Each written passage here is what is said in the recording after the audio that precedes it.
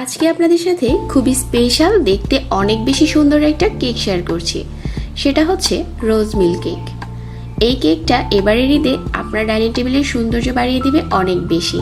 আর কেকটা খেতেও একটু ভিন্ন ফ্লেভার, তবে অনেক বেশি মজার। আশা করছি আপনাদের কাছেও আজকের এই রোজ মিল্ক কেকটি ভালো লাগবে।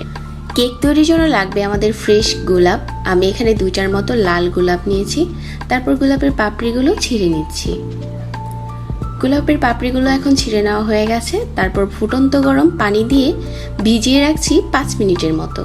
5 মিনিটের মাঝে আমাদের গোলাপের যে ফ্লেভারটা আমরা পেয়ে যাব। তারপর এখানে ঘন লিকুইড মিল্ক দিয়ে দিচ্ছি আর নিয়ে নিচ্ছি 1 টেবিল চামচ রোয়াবজা। রোয়াবজাটা দেওয়ার কারণ হচ্ছে খুব সুন্দর একটা ফ্লেভার আসবে, আর সেই সাথে কালারটা একটু পিঙ্ক হবে। একটা সাইডে রেখে দিচ্ছি। এখন চলে আসলাম কেকের মিশ্রণ তৈরি করতে। একটা বাটিতে নিয়ে নিচ্ছি 2টার মতো ডিম। তারপর ইলেকট্রিক বিটার দিয়ে বিট করে নিচ্ছি। যখন কিছুক্ষণ ফোম করা হয়ে যাবে, তারপর হচ্ছে এখানে 1/3 কাপ চিনি অল্প অল্প করে দিয়ে দেব। চিনিটা একবারে দিব না, তাহলে আমাদের ফোমটা খুব ভালো করে হবে না।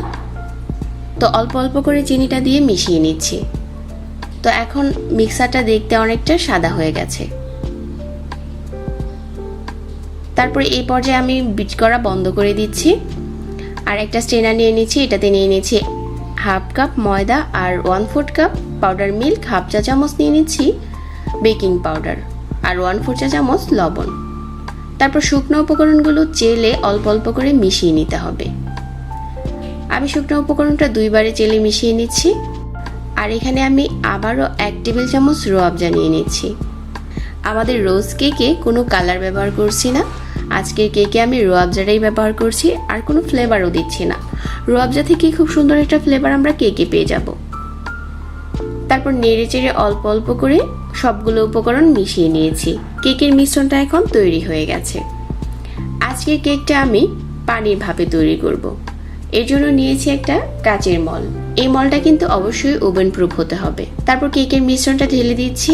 চুলায় আমি এখানে অল্প করে পানি দিয়ে আগে থেকে ফুটিয়ে নিয়েছি, আর একটা ভাপ চলে এসেছে। কেকের মলটা বসিয়ে দিলাম আর ঢাকনা দিয়ে ঢেকে দিচ্ছি 20 মিনিটের জন্য। 20 মিনিট পর আমাদের কেকটা বেক করা হয়ে গেছে। মাঝ বরাবর একটা কাঠি দিয়ে চেক করে নিচ্ছি ভিতর থেকে কুক হয়েছে কিনা। কেকটা এখন চুলা থেকে নামিয়ে ঠান্ডা করে নিয়েছি। আর সেই যে আমরা আগে থেকে ফ্রেশ ফ্লাওয়ারের পানি আর লিকুইড মিল্ক দিয়ে গুলিয়ে রেখেছিলাম, ওইটা কেকের উপরে ঢেলে দিচ্ছি। আর উপরে দিয়ে দিচ্ছি কিছু হুইপ ক্রিম। হুইপ ক্রিমটা দিয়ে ডেকোরেশন করলে দেখতে অনেক বেশি সুন্দর লাগে। তবে শুধু এই হুইপ ক্রিমের একটা ভিডিও আমার পেজে দেওয়া আছে, কেউ চাইলে দেখে নিতে পারেন। তারপর উপর থেকে কিছুটা বাদাম ছড়িয়ে দিচ্ছি। সাজানোটা সম্পূর্ণই অপশনাল। এখানে চাইলে বাদামটা স্কিপ করে শুধু গোলাপের পাপড়ি দিয়েও সাজিয়ে নিতে পারেন। আমাদের রোজ কেক এখন তৈরি হয়ে গেছে। চলুন কেকটা কেটে শেয়ার করি যে এটার ভিতরেও কতটা সুন্দর আর সফট হয়েছে। তো কেকটা খেতেও কিন্তু অনেক বেশি মজা হয়েছে। আশা করছি আপনাদের কাছেও ভালো লাগবে আজকের রেসিপি। এবারে ঈদে তৈরি করতে পারেন। সবাইকে আবারও ধন্যবাদ জানাচ্ছি আর সেই সাথে বিদায় নিচ্ছি। আল্লাহ হাফেজ।